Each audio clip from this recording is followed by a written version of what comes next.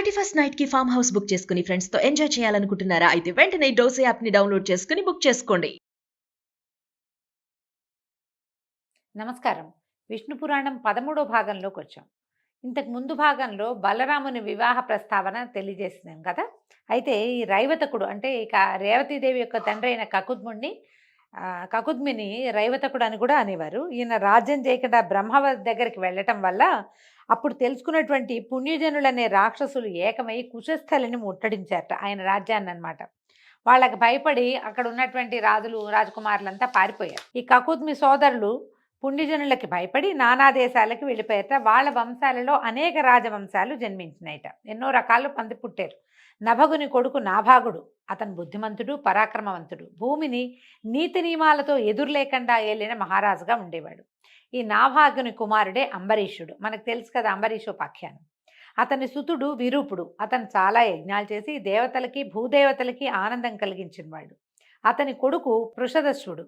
అతని కొడుకేమో రథీరథుడు. ఆ రాజు ఇతను రథీరథుడు అనేవాడు ఉగ్రప్రతాపశాలిట, ధర్మకర్మరథుడు. అతని వంశీయులు అంగిరసులు అనే పేరుతోటి పుడమి నేలేరు. వాళ్ళ కులం వాళ్ళు ఇప్పటికీ కూడా ఉన్నారట. అంగిరస కులం వాళ్ళు చాలామంది ఉన్నారట. ఇక తర్వాత కథ ఏంటంటే, వైవస్వతుడు తుమ్మినప్పుడు అతని నాసికా రంధ్రాల్లోంచి ఒక బిడ్డ పుట్టాడట. రంధ్రాల్లోంచి ఒక రకమైన జన్మ లభించింది అతనికి. ఇతని పేరు ఇక్ష్వాకుడు. ఇతని పేరే సూర్యవంశానికి వచ్చింది. ఈ ఇక్ష్వాకు మనకు తెలిసిందే కదా, రాముల వారి ఇక్ష్వాకు కులతిలక అని పాటలు కూడా ఉన్నాయి. ఆ ఇక్ష్వాకుకి ఎంతమంది కుమారులు? 100 మంది కుమారులట. కుక్షి, వికుక్షి, దుందుడు అనే ముగ్గురిని రాజసేవ యందు వినియోగించి అయోధ్యని రాజధానిగా తీసుకుని ఇక్ష్వాకుడు తండ్రిని మించిన ధార్మికుడయి అపర పరాక్రమంతో, ఎంతో అత్యద్భుతమైన పరాక్రమంతో భూమిని ఏలేడట ఆయన. ఈ ఇక్ష్వాకుడు ఒకసారి అష్టక శ్రార్థం అనే రకమైన పితృకర్మ చేయటానికి సంకల్పించి ఆ పితృకర్మలో మృగమాంసాన్ని పెడతారట. దానికోసం వికుక్షుని పంపించట. ఈ వికుక్ష ఏం చేసేట, అడవికి వెళ్ళి పలు రకాల మృగాల్ని చంపి అడవిలో తిరిగిన బడలికతోటి ఆకలి దప్పులతో బాధపడుతూ ఒక చెట్టు కిందకి చేరి తను సంహరించిన మృగాలలో నుంచి ఒక చెవులపల్లి మాంసాన్ని కొంచెం భక్షించాడట. కొద్దిగా తిని అది తీసుకొచ్చి తండ్రికి అప్పచెప్పాడట. అయితే ఏమైంది, ఈ కులగురువైన వశిష్ఠుడు, రాముల వారికి కులగురు వశిష్ఠుడు, ఈయన ముందు నుంచి ఉన్నాడు. ఇక్ష్వాకు కాలం నుంచే వశిష్ఠ మహర్షి ఉన్నాడు.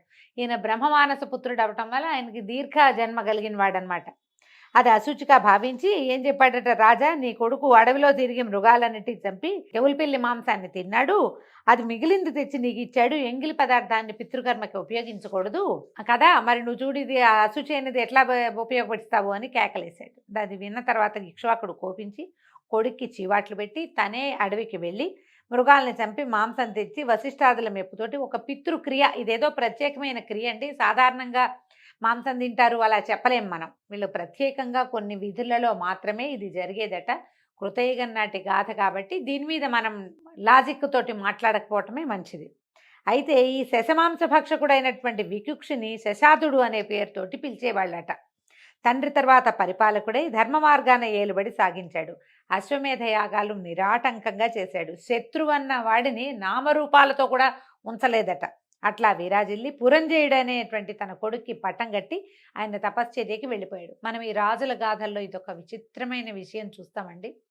వీళ్ళు ఎంత బలము, పరాక్రమము, శౌర్యము ఎంత చూపిస్తారో, ఎన్ని రకాల యుద్ధాలు చేస్తారో, ఎంత రాజ్య వ్యాప్తి చేస్తారో, ఎన్ని యజ్ఞాలు హోమాలు చేస్తారో. ఒకే ఒక్క రోజుతోటి కుమారుడికి పట్టాభిషేకం చేయటం, మర్నాడు నారబట్టలు కట్టుకుని వెళ్ళిపోతారండి. నిన్నటి దాకా అంత తీవ్రమైన అధికార దాహంతో ఉన్నట్టుగా ఉన్నవాళ్ళు ఒక్క రోజులో వాళ్ళ ప్రవృత్తిని మార్చేసుకుంటారు. సంసార లంపటాన్ని వదిలిపెట్టేయగలుగుతారు. ఈ రకమైన డిటాచ్మెంట్ తెలుసుకోవటం కోసమే మనం పురాణాలు వినాలి. పురంజయుడు ఎలాంటి కష్ట నష్టాలు లేని విశిష్ట ధర్మ మార్గాన దొరతనాన్ని చెల్లించాడు. ఆ కాలంలో సురులకి అసురులకి ఘోరమైన యుద్ధం జరిగిందట, దేవతలకి రాక్షసులకి. ఈ సురులు అంటే దేవతలు అసురుల ధాటికి ఆగలేక వైకుంఠానికి వెళ్ళిపోయారట. విష్ణువుని దర్శించి శిరస్సులు వంచి నమస్కారాలు చేసి, రాక్షసుల వల్ల నానాబాధలు పడుతున్నాం తండ్రి, వాళ్ళు మమ్మల్ని చావుగొట్టి చెవులు మూసారు, మామూలుగా లేదు, మేము పారిపోయాము మా ఇళ్ళు వాకిళ్ళు వదిలిపెట్టి అని పదే పదే గోడు వెళ్ళబోసుకున్నారు. ఆయన ఏమన్నట్ట, ఇవి విచారించి, నాయన ఆలోచించకండి, నా అంశతో తేజస్సుతో విరాజిల్లుతున్న రాజు పురంజయుడు, వెళ్ళి అతని సహాయాన్ని కోరండి. నా క్షేమం కోరి అదే మీకోసం ఆ రాజు ఈ రాక్షసులందరినీ ఖండిస్తాడు, వెళ్ళండి అని చెప్తే వీళ్ళు ఏం చేశారట, ఈ సాకేతపురానికి వచ్చి పురంజయుడిని చూసి, రాజా రాక్షసులతో పోరు, నిలవలేక వైకుంఠానికి వెళ్తే విష్ణుమూర్తిని ప్రార్థిస్తే ఆయనేమో నీ దగ్గరికి వెళ్ళమన్నాడు, నీ సహాయమే మాకు క్షేమంకరం అని చెప్పాడు, మాకు అభయం ఇచ్చి మా స్థానాలు మాకు వచ్చేలాగా చెయ్యి అని ప్రార్థించారట. ఇప్పుడు ఈయనకి ఒక విచిత్రమైన నిర్ణయానికి వచ్చాడు పురంజయుడు. అయితే ఈ 100 యజ్ఞాలు నిరాటంకంగా చేసి ముజ్జగాలకి దొర అయిన ఈ ఇంద్రుడు ఎవరైతే ఉన్నాడో ఇతను గనక వృషభం అయితే, ఈ ఎద్దు అయితే అతని మూపు మీద నేను కూర్చుని రాక్షసులను ఎదిరించి నిర్మూలించి మీకు గెలుపు కలిగిస్తానన్నాడు. అనగానే సరేనని ఒప్పుకున్నారట. శివుడు ముందు నందిలాగా, రాజు ముందు ఇంద్రుడు వృషభంగా నుంచున్నట్ట. ఇతను ఏం చేశాడు, ఈ రాజు పురంజయుడు మహావిష్ణువుని మనసా భజించి ఆ వృషభాగకుత్సుడై యుద్ధానికి వెళ్ళి అసురులను చెండాడి వేల్పులకి గెలుపుతో పాటు పరమానందాన్ని కలిగించాడు. అందుకని కకుది తిష్టతీతి కకుత్స్థ అని ఒక ఇది చెప్తారండి విగ్రహవాక్యం. కకుత్సుడు ఈయన పేరు అదనమాట. కకుత్ అంటే ఈ ఎద్దు యొక్క మూపు, ఆ మూపు మీద కూర్చుని ఉన్నవాడు కాబట్టి ఇతన్ని కకుస్థుడు అనే పేరు కలిగిన వాడు అయ్యాడు. కాకుస్థుడు అతని కుమారుడి పేరు. ఈ కకుస్థుని కొడుకు వేణుడు, అతని కొడుకు పృథువు, పృథువు యొక్క కొడుకు విశ్వగుడు, అతని కొడుకు పృథుయశుడు, ఆ రాజు కొడుకు చంద్రుడు, చంద్రుని యొక్క కుమారుడు యవనాశ్వుడు, అతని కొడుకు శ్రావస్తి, చాలా గొప్పవాడు. అతని పేరు మీదే శ్రావస్తి అనే ఒక నగరాన్ని కూడా నిర్మించారు. శ్రావస్తి కొడుకు బృహదశ్వుడు, అతని కొడుకు పేరు కువలయాశ్వుడు. ఈ కువలయాశ్వుడు అనేవాడు శ్రీహరి కృపతోటి ఎదురులేని రాజుగా పేరు పొందాడట. అయితే దొందుడు అనేవాడు ఉదంకుడు అనే ముని శాపం వల్ల రాక్షసుడయ్యి ఈ లోకానికి చీకాకు కలిగిస్తూ ఉంటే మునులు వచ్చి కువలయాశ్వుడికి చెప్పారట. అయితే ఈ కువలయాశ్వుడు ఏం చేశాడు, అసంఖ్యాకమైన సేనతో వెళ్ళి దుందుణ్ణి, వాడి బలగాన్ని, వాడి కుమారులను కూడా హతమార్చాడు. అయితే వాళ్లలో దృఢాశ్వుడు, చంద్రాశ్వుడు, కపిలాశ్వుడు అని 3 కుమారులు మాత్రం జీవించున్నారట, మిగిలినందరినీ చంపేశాడు. కువలయాశ్వునికి దుందుని పరిమార్చగలిగిన శక్తి విష్ణు ప్రభావం కలిగింది. అందుకని ఇతని పేరు దుందుమారుడు అనే పేరు వచ్చిందట. ఈ దుందుమారుడు అనే పేరు మనం కథల్లో చదువుతాం, అక్కడక్కడ కనపడుతుంది. ఈ దృఢాశ్వుని కొడుకు హర్యశ్వుడు, అతని కొడుకు నికుంభుడు ఐశ్వర్యానికి విజయలక్ష్మికి ఆశ్రయంగా ఉండేవాడు, చాలా సంపాదించాడట అతను. అతని కొడుకు అహిపశ్వుడు, వాడి కొడుకు కృతాశ్వుడు, వాని కొడుకు ప్రసేనజిత్తు, వాని కొడుకు యువనాశ్వుడు. అతను ధర్మశీలుడుగా చాలా ప్రసిద్ధి పొందాడు. మధ్య మధ్యలో చూడండి ఒక్కొక్కళ్ళు ధర్మశీలుడుగా, ఐశ్వర్యవంతులుగా, శౌర్య ప్రతాపాలకి ఆటపట్టుగా ఉన్నవాళ్ళు ప్రత్యేకంగా చెప్తున్నారు. అయితే ఇతనికి యువనాశ్వుడికి సంతానం లేదట చాలా కాలం. ఒకసారి ఏమనుకున్నాడంటే, ఏ కొరత లేని ఐశ్వర్యంతో ఇవి అన్నీ ఉన్నాయి, నాకు కొరత లేదు ఐశ్వర్యానికి, శత్రువుల్ని అడవులకి కొండలకి పంపించాం, ముల్లోకాల్లోనూ కీర్తి చంద్రికలు వ్యాపింపజేశాము, ఇవన్నీ ఎందుకు, సంతానం లేదు, మన పై తరాల వాళ్ళందరికీ ఒక్కొక్కడు ఇద్దరిద్దరు ముగ్గురు సంతానంగా కలిగి భూమిని ఏలి తాత తండ్రుల పేరు నిలబెట్టి వాళ్ళకేదో నీళ్లు వదిలిపెట్టి ఏదో ఒకటి చేశారు, నేను ఇలా ఏమీ లేదు, ఇప్పుడు సంతానం కలకపోతే ఏంటి లోకులు హీనంగా చూస్తారు, లక్ష్య పెట్టరు, వాళ్ళకి పుణ్యగతులు ఉండవు, అడవి మృగమయం పుట్టడం కన్నా బిడ్డలు లేనివాడు బతుకు ఇంకా నీచమైన బతుకు. సంతానం లేకపోతే తాతలు తండ్రులు పితృలోకాల్లో మన కోసం ఏడుస్తూ ఉంటారు, వీళ్ళ వల్ల మాకు సంతానం కలగలేదు, మాకు నీళ్ళు వదిలేవాళ్ళు లేరని. అందుకని ఇలా ఆలోచించి యువనాశ్వుడు అనేవాడు ఏం చేశాడట, రాజభారం మొత్తాన్ని మంత్రులకు అప్పచెప్పేసి భార్యాసహితుడై అడవికి వెళ్ళిపోయాడట. చాలామంది మునులు అతన్ని చూశారు, ఏమిటి ఇతను ఇట్లా ఎందుకు రాజు ఇట్లా వచ్చాడని. కొంతమంది జాలిపడి పలకరించారు, రాజా సర్వం విడిచి ఇలా అడవికి వచ్చి కొడుకు కోసం మలమలమాడుతూ తపస్సు చేయటం ఎందుకు, ప్రార్థనలతోటి దేవతల్ని వేడటం నిష్ఫలం నాయన, మేము నీ కొడుకు కనగాలని వైష్ణవమైన యజ్ఞం చేస్తాం, తప్పకుండా నీకు శుభలక్షణ లక్షితుడైన కుమారుడు కలుగుతాడని నచ్చజెప్పి పుత్రకామేష్టి చేయించారట. సమాప్తి అయిపోయింది. యాగం అయిపోయాక మంత్రపూతమైన నీరు ఒక పాత్రలో పెట్టి దాన్ని వేదిక మీద పెట్టారట. అందరూ నిద్రపోయారు. ఇంకప్పటికి చాలా అర్ధరాత్రి అయిపోయింది. ఆ మొత్తం యజ్ఞజలం అంతా ఒక చోట చేర్చి నిద్రపోయారు. అర్ధరాత్రి అందరూ గాఢ నిద్రలో ఉండగా ఈ యువనాశ్వుడు అనేవాడు ఉపవాస శ్రమతో అలసి తొలసి దప్పిక చేత వేదిక దగ్గరికి వచ్చి దాని మీద ఉన్న కలశం తీసి ఆ నీరు తాగి వెళ్ళి పడుకున్నాడట. మంచినీళ్ళు ఏమీ కనపడలేదు. వీళ్ళు ఒక దొప్పలాంటి దాంట్లో పోసి పెట్టిన నీళ్లు చూసి అవి తాగే నీళ్లుగా భావించి నీళ్లు తాగేశాడు. ఇంచుమించు వేకువజామున మునులు లేచి సంధ్యాది కార్యక్రమాలు చేసుకుని వేదిక దగ్గరికి వెళ్ళి చూసేసరికి ఏమింది, పాత్ర ఖాళీగా ఉంది. వీళ్ళిద్దరు దిప్పలో పోసి పెట్టారు కదా, ఒక దొప్పలాంటి దాంట్లో పోసారు. వాళ్ళ కోపం వచ్చేసింది. ఏమిటి జలం లేదు ఏమైందని. సంతతి కలగాలని ఎంతో శ్రమపడి పుత్రకామేష్టి చేసి రాజపత్నికి ఇవ్వడానికి వచ్చిన మంత్రోదకం తాగినటువంటి ఆ మూర్ఖుడెవడో చెప్పాలి మాకు, ఆ మూర్ఖుడెవడో తెలియకపోతే శపిస్తామని గట్టి గట్టిగా అరిచారు. అరిచేసరికల్లా ఈ రాజుగారికి అర్థమైంది తను తాగింది మంత్రజలం అని. గబగబా లేచి అయ్యా శాంతించండి, ఉపవాస ఆయాసంతో విపరీతమైన దాహం కలిగింది, పైగా ఈ యాగశాలలో కూర్చుని వేడికి దాహం కలిగి శరీరంలో ఉడికెత్తిపోతుంటే నీళ్లు కావాలని అటు ఇటు తిరిగి ఈ ఉదకం ఇక్కడ ఈ పాత్రలో ఉన్న ఉదకాన్ని నేనే తాగానని చెప్పాడు. చెప్పేసరికి ఇంకేమంటారు మునులు, అయ్యో రాజా, మా సంకల్పం తప్పక ఫలిస్తుంది, కానీ అది వ్యతిరేకమైంది. ఈ యజ్ఞం చేసింది ఎందుకు? సంతానం కోసం. ఆ జలాన్ని తాగవలసింది ఎవరు? యజ్ఞకర్త అయినటువంటి రాజుగారి భార్య. కానీ ఇక్కడ రాజుగారే తాగేశాడు. నువ్వే గర్భం ధరిస్తావు నాయన, బలవంతుల్లో మేటైన కుమారుడు కలుగుతాడు నీకు అని చెప్పి వెళ్ళిపోయారు. కొంతకాలానికి ఈ రాజు గర్భవంతుడయ్యాడు. మనం ఇటీవల కాలంలో న్యూస్లో ఎక్కడో చూసామండి, ఒక మగ ఆయనకి ఆ గర్భాశయాన్ని ప్రవేశపెట్టి ఆయన పొట్టలో పెంచారు బేబీ అని. ఇది వాళ్ళకి కొత్తది కాదండి, కృతయుగం నాడే జరిగిందట ఇది ఎప్పుడో. అయితే కుడివైపు గర్భాన్ని ఛేదించి మగబిడ్డ బయటికి వచ్చాడట. పిల్లవాడే వాడంతటి వాడే గర్భాన్ని ఛేదించుకుని బయటకు వచ్చాడు. ఆ సమయంలో దివి నుంచి పుష్పవృష్టి కురిసిందట, దివ్యదుందువులు మోగాయి, గగనవాణి పొగిడిందిట. సురగణాలతోటి ఇంద్రుడు వాళ్ళ వద్దకు వచ్చాడు. మునులందరినీ రప్పించాడు ఎక్కడెక్కడి నుంచో. వాళ్ళందరినీ చూసి ఈ బాలుడు నన్ను నా రాజ్యాన్ని భరించటానికి సమర్థుడు గనక మాంధాత అని పేరు పెట్టాడట. పేరు పెట్టి ఏం చేశాడు, కురుచేతి బొటన వేలిని పిల్లవాడి నోట్లో పెట్టాడు.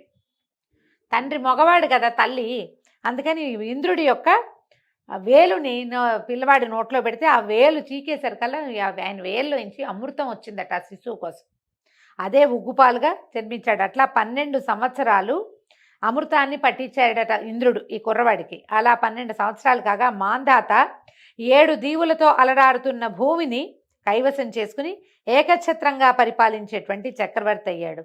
సూర్యుడి ఉదయాస్తమానాలకు నడుమనున్న భూమండలం అంతా కూడా మాంధాత క్షేత్రమని జనులు అనుదినం అభినందించేవాళ్ళు. మాంధాత అనేవాడు అద్భుతమైన చక్రవర్తి, షట్చక్రవర్తులలో ఒకడు.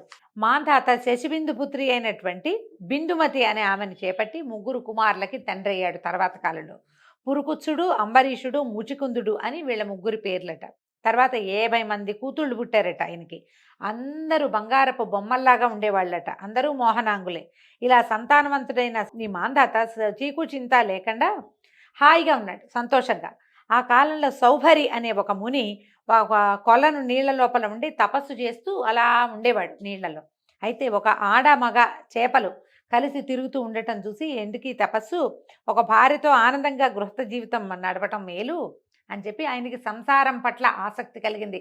చేపల విహారం చూసేసరికి మాంధాత దగ్గరికి వచ్చాడు. మాంధాత దగ్గరికి వస్తే ఆయన మాంధాత ఈ ఋషిగారిని సాదరంతో కూర్చోబెట్టి అర్ఘ్యం పాద్యం ఇచ్చి నమస్కారం చేసి సంభావించి కూర్చోబెట్టాక అడిగాడు, మహానుభావ మీకేం కావాలండి, మీ రాకకి కారణం ఏమిటి, నేనేం చేయగలను మీకోసం అని అడిగేసరికల్లా సౌభరి అన్నాడు, నువ్వు దాతవుగా పేరొందిన వాడివని విని నీ దగ్గరికి వచ్చాను. ఇప్పుడు ఎవరు ఎప్పుడు ఏది అడిగినా సరే అది ఇచ్చి పంపించకపోతే మీ ఇక్ష్వాకువంశానికే మాయని మచ్చ. అదిగాక నువ్వేం చేసావు, ఈ భూమండలాన్ని అంతటినీ ఏకఛత్రాధిపతిగా పరిపాలన చేసి ఇంద్రుడికి కూడా సహాయం చేయగలిగే స్థితిలో ఉన్నవాడివి. కాబట్టి నేను ఐహిక సుఖం కోసం నిన్ను ఒక కోరిక కోరడానికి వచ్చాను అని చెప్పాడు. ఎవరైనా సరే క్షేత్రం తెలిసి విత్తనం వేయాలి, పాత్ర మెరిగి దానం ఇవ్వాలి అని అనేసరికల్లా మాంధాత అన్నాడు, మీకు ఎందుకండి అనుమానము, మీరేం అనుమానం పడద్దు, మీ మనసులో ఏది ఉంటే అది చెప్పేయండి, మీకు ఏది కావాలంటే అది నేను ఇస్తానన్నాడు. అప్పుడు ఈయన ఏమడిగాడు, బాగా ఆలోచించి అయ్యా మీకు ఔచిత్యం అనౌచిత్యం తెలుసు కదా, నువ్వు సత్యవచనుడివి, అందుకని నమ్మి అడుగుతున్నాను, నీ పుత్రికల్లో ఒక్క పిల్లని నాకు ఇచ్చి వివాహం చేయమని అడిగాడు. నేను నీ పేరుతోటి నేను గృహస్థునవుతాను, ఒక్క అమ్మాయిని నాకు ఇల్లాలిగా ఇవ్వమని అడిగాడు. అయితే ఈయన ఏమనుకున్నాడు, సౌభరి తీరు, నడక బడలిక, మాసి తెలుపెక్కిన గడ్డం, పట్టుతప్పి నీడుపై సన్నగా ఉన్న శరీరం, ఆయన చూస్తే భయమేసింది మాంధాతకి. కూతుర్లందరూ బంగారు బొమ్మలు, పట్టు శలాకలు, ఎంత చక్కటి వాళ్ళో, ఇంకా ఇప్పుడే యవనారంభ దశలో ఉన్న పిల్లలు. ఈయన చూస్తే కడు వృద్ధుడు. ఆయనకి బాధ వచ్చింది, ఏం చేయాలో తెలియలే. బాగా ఆలోచించి సన్నసన్నగా అన్నట, మా పూర్వులు కన్యలు మెచ్చిన వారికే ఇల్లాళ్ళుగా ఇచ్చారండి, అంతేగాని ఎంత ఐశ్వర్యం ఉన్నా అందచందాలున్నా ఇచ్చేది లేదు, నేను ఆ త్రోవలోనే వెళ్తాను, నేను కూడా మా పూర్వులంతా ఏం చేశారు, అమ్మాయిలకి ఎవరు నచ్చితే వాళ్ళకి స్వయంవరం చేయించాం మేము. కాబట్టి నా మనవి విను. వయసు మళ్ళీ శరీరం దిగజారి చిక్కి ఉన్న నిన్ను మోహన రూపురేఖలున్నటువంటి నా కూతుళ్లలో ఒక్కతైనా ఒప్పుకుంటుందా? మరి పిల్లకి నచ్చకుండా నేను ఎట్టా పెళ్లి చేయను నాయనా అని అడిగాడు. అడిగితే సావుభరి అన్నాడు, మా రాజా మంచి మాట అన్నావు. సరే నిజమే నువ్వన్నట్టే, నాకు ఆరోగ్యం లేదు, అందం లేదు, యవనం లేదు, వృద్ధాప్య దశలో ఉన్నాను. సరే నా మాట విను, నన్ను నీ కూతుళ్ళన్న చోటికి తీసుకెళ్ళు. వాళ్ళల్లో నన్ను ఎవ్వరు ఇష్టపడితే వాళ్ళకిచ్చి పెళ్లి చేయి. ఇష్టపడకపోతే నువ్వన్నట్టే నా దారి నేను పోతానన్నాడు. అనగానే రాజు ఇంకా ఏం మాట్లాడాలో తెలియలే. ఈయనేమంటే ఆయనకి ఇంకా ఆశ ఉంది ముసలాయనకి పాపం. కడువృద్ధుడుగా ఉన్న సౌభరికి ఇంకా ఆశ ఉంది ఎంతో కొంత. సరే ఏం చేశాడు, ఇక అంతఃపుర కాపరిగా ఉన్న వాడిని ఒకరిని పిలిచి రప్పించి ఈ మునీంద్రుణ్ణి అమ్మాయిలున్న చోటకి తీసుకెళ్ళు.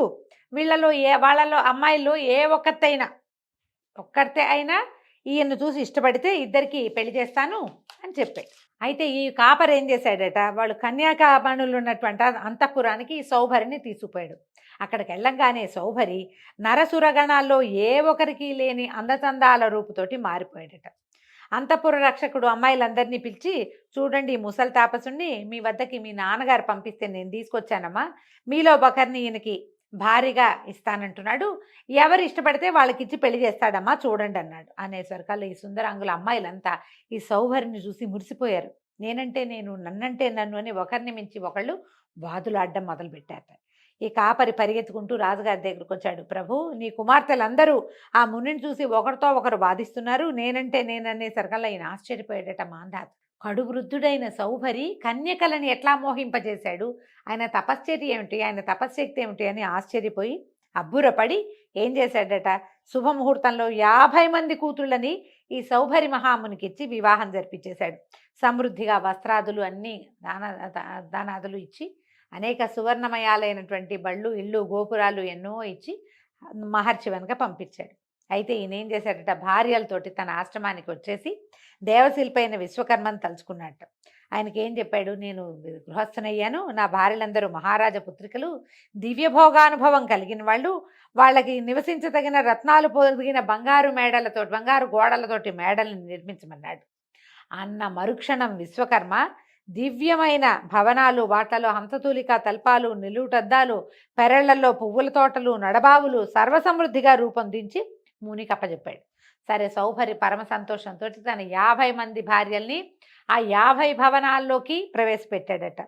మరి వాళ్ళకి పనివాళ్ళు కావాలి, రాజకుమార్తెలు ఒంటరిగా ఉండగలిగిన వాళ్ళు కాదు. అయితే ఈ పనివాళ్ళుగా వీళ్ళకి చెలికెత్తెలుగా అప్సరసల్ని తన తపశ్శక్తితోటి రావించి భార్యలకి సేవికలుగా నియమించాడు. వాళ్ళకి తగిన అమూల్యమైన ఆభరణాలు కానుగ్గా ఇచ్చాడు. షడ్రసోపేతమైన ఆహార పదార్థాలు ఏ పూట కాపూట పుట్టిస్తూ భార్యలతో ఆరగిస్తూ ఆనందిస్తూ సంతోషంగా కాలం గడుపుతున్నట్ట. అక్కడ మాంధాత మహారాజు ఏమనుకుంటాట, కందమూలాలు కాయలు పళ్ళు తింటూ ఆకలితోటి నలుగుతూ ఒడలు జారి ఉన్న తపస్వికి కుసుమ సుకుమార మూర్తులను ఇష్టభోజనాలతో పుష్టిగా ఉన్న వారి కూతుళ్ళని, నా కూతుళ్ళని ఇల్లాళ్ళుగా ఇచ్చాను, వాళ్ళ స్థితి ఎట్లా ఉందోనని భార్యతో కలిసి కొంతమంది పెద్దవాళ్ళతో కలిసి సౌభరి ఉన్న అడవికి వెళ్ళాడట. అక్కడ చూస్తే ఆశ్చర్యపోయేట. దివ్యరత్న స్థగిత కాంచన భవనాలు, విరబూసిన పూదీకలతో, ఆరపండిన పండ్లతో, కోకిలల కలకలారావాలతో, నెమళ్ల క్రేంకారాలతో, కనులు పండువుగా వీణులు విందుగా ఉన్న తోటల్లో, నవవికసిత పద్మాలతో, బొయ్యారపు నడకల రాయించలతో, చూడముచ్చటగా ఉన్న జలాశయాలు, ధనధాన్య సమృద్ధితో పరమానందమూర్తులైన 4 వర్ణాల వారి నివాసాలు, దివ్యమంగళ వాద్యాలతో అమరగీతాలు కలదైనటువంటి త్రిభువన లక్ష్మికి కాపురమై ఉన్న సౌభరిపురం కనిపించింది. ఈయన ఏం చేశాడు, 50 మంది భార్యల కోసము అన్ని వర్ణాల వాళ్ళని సృష్టించి పెట్టాడు. దాన్ని చూడంగానే ఈయనకి ఆశ్చర్యం వేసిందట. ఇదేమిటి, ఇక్కడ ఊరే లేదు, ఇదేదో ఇంద్రపురిని తలదన్నే లాంటి వైభవంతో ఇంత పెద్ద నగరం ఎట్లా వచ్చింది, దేవతా సృష్టిలాగా ఉంది, ఎవరు ఏమిటి అని లోపలికి తెలుసుకుని ఆశ్చర్యపోయాడట. సౌభరి తపశక్తితో ఏర్పడిన పురం ఇది. అలా వెళ్ళి అల్లుడిని చూసి నమస్కరించి ఆయన సూచనను అనుసరించి సముచితమైన ఆసనం మీద కూర్చున్నాడు. సంతోషించాడనమాట ఆయన. అన్ని రకాల కుశల ప్రశ్నలు అయ్యాక మా అమ్మాయిలను చూస్తానండి అని అడిగితే, ఓహో లక్షణంగా వెళ్ళండి, వేర్వేరు మేడల్లో ఉన్నారని చిరునవ్వుతో చెప్పాడట సౌభరి. ఇక ఆయన ఒక్కొక్క మేడలోకి వెళ్ళి ఒక్కో కూతుర్ని చూసి ఎంత ఆశ్చర్యపడ, తనకి పట్టపురానికంటే భూమండలానికి రాజైన తన దగ్గర కంటే తన కూతుళ్ళు ఇక్కడ మహావైభవంతో విలాసంతో ఉన్నారని ఎంత ఆశ్చర్యపోయారో. సరే తీసుకెళ్ళి పెద్ద కూతురు దగ్గరికి వెళ్తే ఆ అమ్మాయి ఇట్లా ఉయ్యాల్లో బంగారపు ఉయ్యాలలో ఊగుతోందట. తండ్రిని చూసి పరిగెత్తుకొచ్చిందట. తన కేళి సౌధానికి తీసుకుపోయింది. యోగక్షేమాలు అడిగింది. అప్పుడు అడిగాడట, అమ్మా నువ్వు మీ చెల్లెలు క్షేమంగా ఉన్నారా? నీ భర్త మిమ్మల్ని చూస్తున్నాడు అంటే అన్నీ బాగున్నాయి. నిన్ను నిన్ను నువ్వు రోజువారీ నిన్ను చూడలేకపోతున్నామన్న దిగులు తప్ప ఏమీ లేదు. మమ్మల్ని అందరినీ మీ అల్లుడు ఎంతో సంతోషపెడుతున్నాడు. మేమందరం హాయిగా ఉన్నాము అని చెప్పేసరికల్లా పైగా ఏంటంటే ప్రతి మందిరంలోనూ ఉన్నాడని కాదు, నా మందిరంలో ఎప్పుడు నా మందిరంలోనే ఉండి ఎంతో సంతోషపెడతాడంటే ఈయన ఆశ్చర్యపడి, ఇదేంటి ఒక్క పిల్ల మందిరంలోనే ఉంటే ఈయన పెద్దమ్మాయి మందిరంలోనే ఉంటే మిగిలిన అమ్మాయిలంతా ఏమైపోతారు అని ఆశ్చర్యపోయి భయపడ్డాడు. అమ్మో మిగిలిన చిన్నపిల్లలంతా పెద్దమ్మాయి దగ్గరే ఉంటే చిన్నపిల్లలంతా బాధపడుతున్నారేమోనని రెండో కూతురు మేడకెళ్తే అది ఇంకా బాగుంది. ఆ మేడ, ఆ కూతురు ఇంకా సంతోషంగా ఉంది, ఇంకా ఉత్సాహంగా ఉంది. ఆ కంచి భర్తతో చాలా సంతోషంగా ఉన్నానని చెప్పేసరికి అలా ఈయనకి ఆశ్చర్యం వేసింది. పెద్దమ్మాయి ఏమో భర్త నా దగ్గరే ఉంటాడంటోంది, చిన్నమ్మాయి కూడా అట్టగే అంటోందని 50 మంది కూతుళ్ళని చూసి ప్రతి వాళ్ళ దగ్గర భర్త వాళ్ళతోటే ఉంటాడని తెలుసుకుని ఆయన ఒక తపశ్శక్తిని మెచ్చుకుని ఆయన దగ్గరికి వెళ్ళి చెప్పాడట, నా కుమార్తెలు నిన్ను వరించి ఎంతో సంతోషంగా ఉన్నారు. ఆడబిడ్డల్ని ఇంత మితిమీరి ఎంతోమంది 50 మంది అమ్మాయిల్ని కన్నా కూడా వాళ్ళ బాధ కాకుండా, బరువు బాధ లేకుండా ఆనంద ఫలం పొందిన వాడిని అయ్యాను నాయన అని అనేక విధాలుగా ప్రశంసించి ఆడపిల్లలకి ఎన్నో ధనకనక వస్తువాహనాలు తన వెంట తెచ్చినవన్నీ బహుమతులుగా ఇచ్చి సుఖంగా ఉన్నారు. వాళ్ళు కొంతకాలానికి సౌభరి యందు రాజుగారి మాంధాత గారి కుమార్తెలకి 150 మంది కొడుకుల్ని కన్నారట. 150 మందికి సమయానుసారం ఉపనయనము, తగిన సంబంధాలతో వివాహము చేసి చివరికి ఎంతో కాలం మనవల్ని మునిమనవల్ని ఎత్తి పరతత్వ చింత కలిగిన వాడై ఐహికమైన మోహాలతను తగ్గోసుకుని ఏమన్నాడంటే, అవురా అవురా మానవులకి ఎంత అనుభవించినా తనివి తీరదు కదా, ఇది నిస్సారమైనది, ఏనాడైనా మట్టిలో కలిసిపోయేదే అని ఆలోచించి మానవులు ఎప్పటికీ ఇది వద్దని అనుకోరు. ఎంత సిరి సంపదలు అనుభవిస్తున్నా చిత్తశాంతి తృప్తి కలగట్లేదు, ఇంకా కావాలి కావాలనిపిస్తుంది. ఒకనాడు నీటిలో చేపల యొక్క మైథునాన్ని చూసి నాకు ఈ వాంఛ కలిగింది. ఒక్క కన్యను కోరితే పక్క మిగిలిన కన్యలందరినీ కూడా పెళ్లి చేసుకోవాల్సి వచ్చింది. వాళ్ళందరికీ గృహాలు, ఇళ్ళు, వాకిళ్ళు, సేవలకి దాసదాసి జనము ఇన్ని కావాల్సి వచ్చాయి. నా తపశ్శక్తి అంతా వాటికి ధారపోసాను. ఈ సంసార బంధం మామూలు బంధం కాదు. కొడుకులు, కోడళ్ళు, మనవలు తెగ పెరిగింది. వాళ్ళ రక్షణకేమో ఆస్తిపాస్తుల సంపాదన. ఇట్లా ఈ కాలమంతా వృధా అయిపోయింది. ఇంకా చాలు అని ఆలోచించి తన 50 మంది భార్యల్ని తీసుకుని అడవికి పోయి చాలా కాలం తపస్సు చేసి చివరికి సన్యసించి విష్ణుభక్తి పరాయణుడై కాలానుసారం శరీర త్యాగం చేసి మోక్షం పొందాడు. ఈ సౌభరి కథ రాసినా, చదివినా, వినినా, చెప్పినా సిరి సంపదలతో సుఖజీవనము, శరీర త్యాగమైన తర్వాత మోక్షము కలుగుతాయని పరాశరుడు మాంధాత యొక్క పుత్ర సంతానాన్ని గురించి చెప్పాడు. ఇది కూతుర్ల కథ చెప్పారు కదా. ఇక రేపు మాంధాత యొక్క పుత్ర సంతతి వాళ్ళు ఏ రకంగా భూమిని పరిపాలించారో రేపటి భాగంలో తెలుసుకుందామండి. నమస్కారం.